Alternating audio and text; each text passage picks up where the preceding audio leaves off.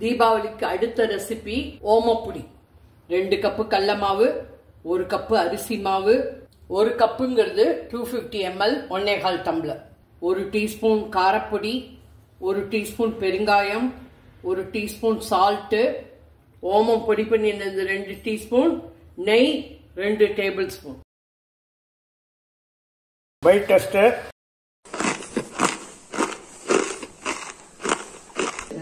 ஓமப்பொடிக்கு மாவு பிசைஞ்சுக்கிறேன். கடல மாவை ஒரு வானலில போட்டுருக்கேன். அரிசி மாவு, காரப்பொடி, பெருங்காயப்பொடி, சால்ட்டு, ஓமம் எல்லாத்தையும் நல்லா கலந்துக்கிறேன். நெய் 2 டேபிள் ஸ்பூன். நெய் வேண்டானாக்க ஹாட் எண்ணெய் ஊற்றிக்கோங்க. சப்பாத்தி மாவு பிசைறாப்புல கொஞ்சம் கொஞ்சமா தண்ணியை விட்டு பிசைய வேண்டியதுதான்.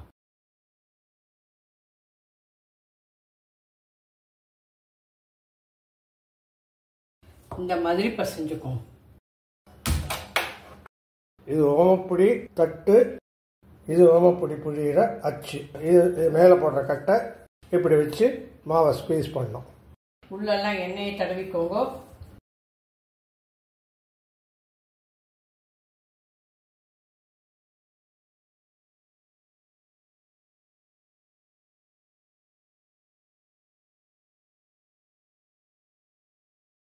திருப்பிக்கிறேன். ஓமப்பொடி சீக்கிரம் வந்துடும், அதனால திருப்பி திருப்பி விட்டுக்கோங்க.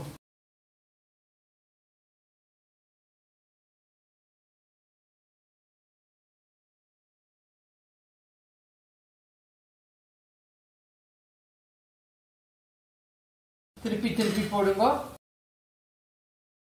இந்த பபிள்ஸ் எல்லாம் அடங்கும், இந்த ஓசையெல்லாம் அடங்கட்டும், அப்புறம் எடுத்துடலாம்.